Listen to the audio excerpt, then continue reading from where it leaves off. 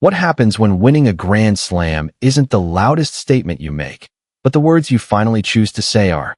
On the biggest stage in Melbourne, with the Daphne Akers Memorial Cup finally in her hands, Elena Rybakina didn't just defeat Aryna Sabalenka in a brutal 3-set final.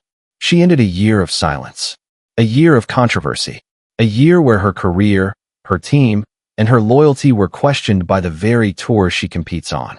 And for the first time since everything exploded, Elena Rybakina spoke openly about the most difficult chapter of her career, the WTA's handling of her coach, Stefano Vukov. This is the story behind the trophy. This is the story Elena waited to tell. Welcome to the NetRush report. After the euphoric highs of her historic Wimbledon triumph in 2022, Elena Rybakina's career didn't follow the smooth upward curve many expected.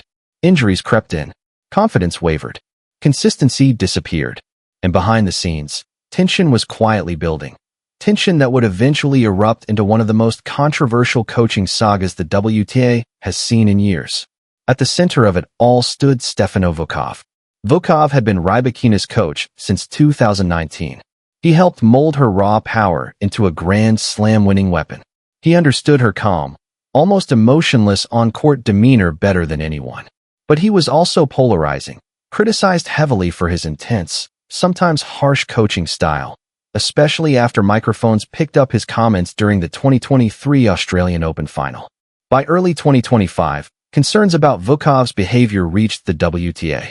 In January, he was provisionally suspended for breaching the tour's code of conduct, following what the WTA described as concerns over his treatment of the 26-year-old star. The timing couldn't have been worse. Rybakina had already parted ways with Vukov shortly before the 2024 US Open, only to bring him back into her team just weeks later.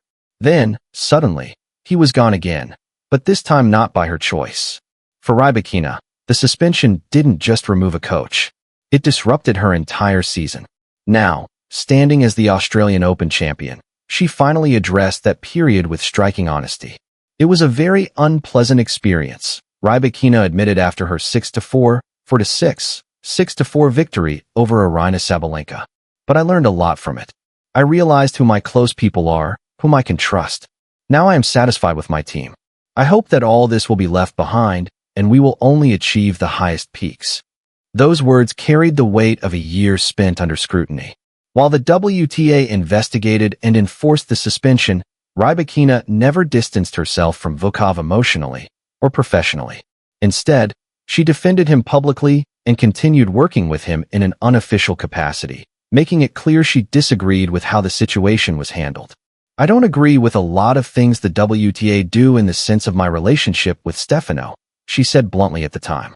It was a rare moment of defiance from one of the tour's quietest stars. As Vukov appealed his suspension, the tennis world waited. Eventually, shortly before the US Open, the appeal was granted. In August, Stefano Vukov officially returned to Team Rybakina. But the scars from the ordeal didn't disappear overnight. In November, after Rybakina captured the WTA Finals title in Riyadh with a stunning late-season surge, she made another subtle but powerful statement. When it came time for the traditional winner's photograph with WTA Tour CEO Portia Archer, Rybakina declined. No speech, no explanation, just silence. And yet, the message was loud. Back in 2025, Rybakina had already made her stance clear. I never had any issues with him. So for me, it's just nice to see him in the box. We obviously have good communication, and we never had an issue. That trust, unshaken despite external pressure, became the foundation of her resurgence. Heading into the Australian Open final, Rybakina admitted she was unusually emotional. The expectations, the pressure, the history with Sabalenka, and the knowledge that this moment represented more than just another title. But once again, Vukov's presence mattered. I think it's a big help because of course he knows me the best, Rybakina explained. With his advice on the court, during the matches, it definitely makes a difference. Same as my other team members. That familiarity showed in the final. When Sabalenka pushed her to the limit, Rybakina didn't retreat. She stayed composed. She stayed aggressive. And in the deciding moments, she played like a woman who finally felt whole again, on court and off it. Still, the controversy didn't end with the trophy ceremony. Vukov's reinstatement remained divisive, especially after he was awarded a separate trophy on court in recognition of his role in Rybakina's success.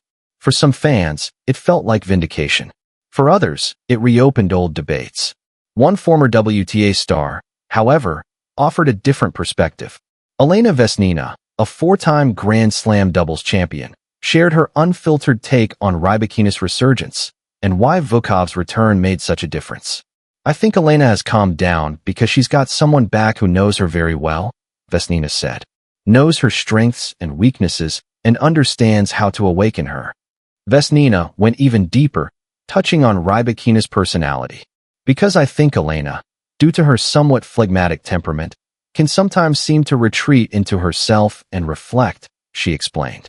"And Stefano Vukov knows how to bring her back to the right state with his own methods." Then came the line that perfectly summed up their dynamic. "So, you're on the court. You're winning. Come on, you're a machine. You're working." That intensity, the very thing critics point to, may also be what Rybakina needs most. The numbers certainly support that argument.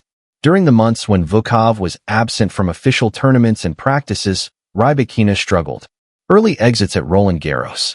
Disappointment at Wimbledon. Shock losses across the WTA calendar. The dominance she once displayed seemed to slip further away. But once Vukov returned, so did the results.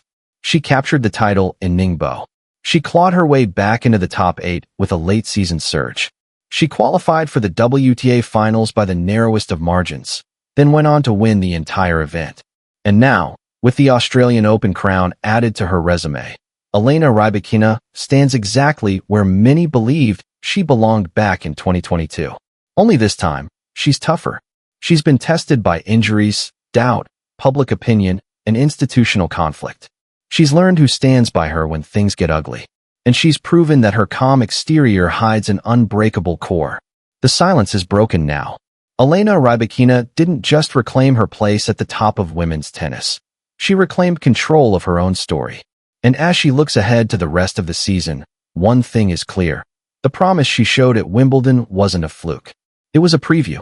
With her team intact, her confidence restored, and her voice finally heard, Elena Rybakina isn't done climbing.